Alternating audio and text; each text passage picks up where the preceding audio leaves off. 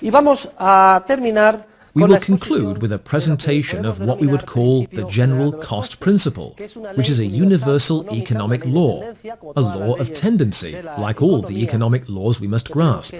This principle indicates the volume of output entrepreneurs should reach in the spontaneous process we are describing.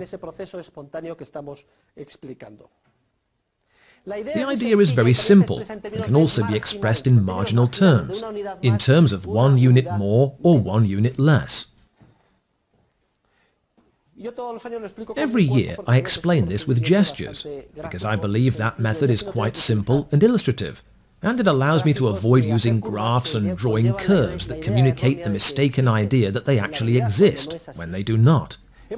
We have spoken of a process which takes time. All production processes take time. They involve the passage of time, a series of successive stages in which a number of complementary factors of production are combined. When the entrepreneur acquires these factors, he incurs costs. Now, the entrepreneur can produce more units or fewer units. What level will the market reach? When should the entrepreneur move forward and produce more units? And when should he stop producing more? What I am explaining to you is, for example, in the vehicle production process at any factory, let's say the Ford factory in Almusafes, Valencia.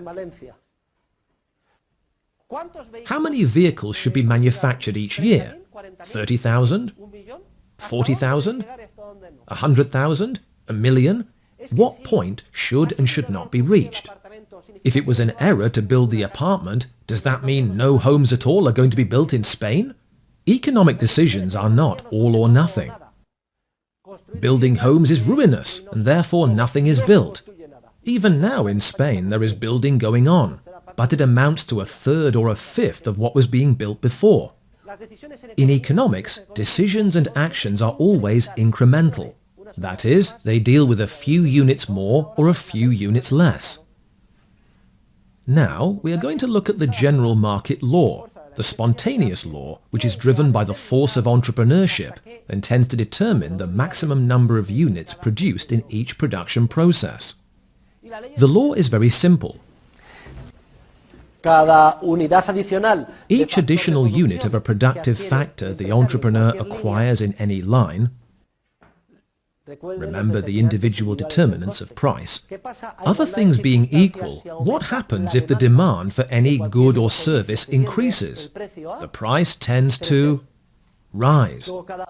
So each additional unit of a productive factor, be it another hour of labor, another month or year of rented facilities, or another computer purchased, other things being equal, each additional unit of a productive factor which the entrepreneur buys for a production process tends to cost more, and on the aggregate level of a sector the same is true. This is called marginal cost. It is the cost of an additional unit of a productive factor acquired in a production project. So, what I am saying is that as the volume of output increases, the marginal units of the productive factors purchased will cost more and more. In more common terms, in the sphere of economic science, the marginal cost tends to rise. Of course, we already know that entrepreneurs acquire productive factors to use and recombine them in a complementary way in a production process which, after a series of stages and a period of time, eventually matures into a consumer good or service. On the side of what the entrepreneur produces in the form of consumer goods and services, each additional unit of a consumer good or service offered in the market, remember the individual determinants of price, other things being equal, what happens as the number of units for sale in the market increases? The price tends to fall. Well, the price of an additional unit the entrepreneur sells in the market once he completes his entrepreneurial project is called marginal revenue, in the sense that it is what the entrepreneur receives for each marginal or additional unit of a consumer good that he produces. Luego fíjense ustedes, por el lado, So, al take comienzo del note. periodo, At the beginning of the el coste cost de cada period, unidad each adicional additional que se unit produce produced exige a requires the 10 purchase of unidades additional adicionales or o marginal marginales units of de productive factores de factors, producción. Luego and el coste thus marginal marginal cost tiende tends to a increase. crecer. Y por otro lado, Meanwhile, el as ingreso to marginal marginal revenue from the del bien goods sold que in se the vende en el market mercado once the terminado el production proceso de process has producción, concluded, conforme as more se units are lanzan brought to más unidades al market, mercado, marginal el ingreso revenue tends marginal to tiende a decrease. decrecer.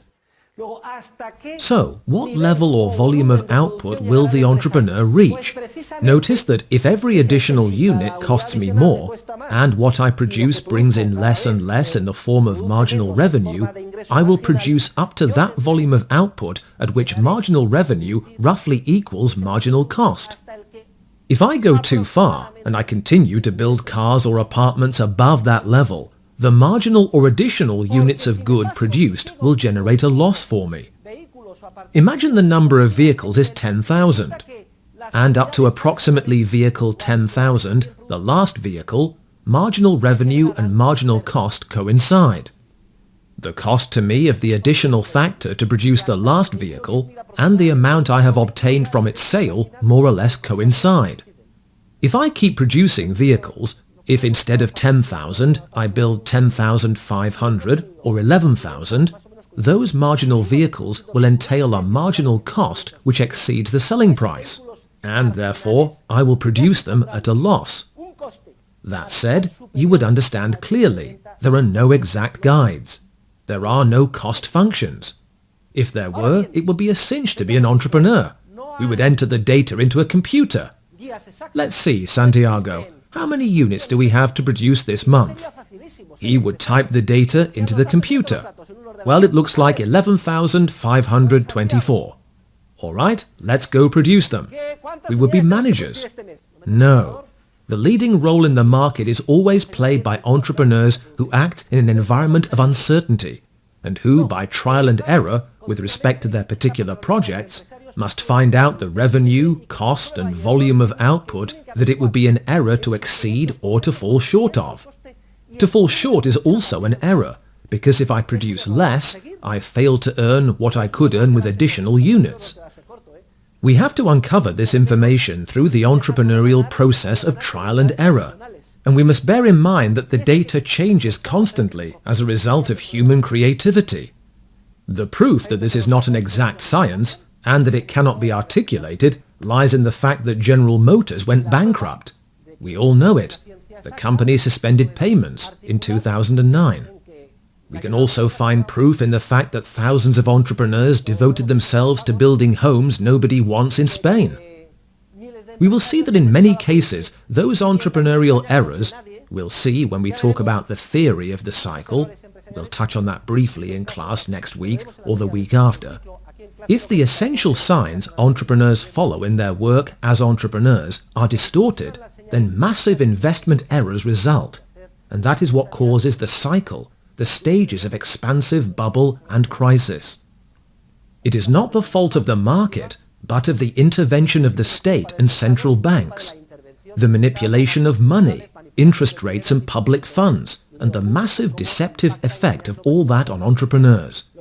We will see that this is true, but it belongs to another part of economic science we have not yet reached, the theory of state interventionism, and how it blocks and distorts economic calculation, and therefore leads entrepreneurs to behave in systematically erroneous ways.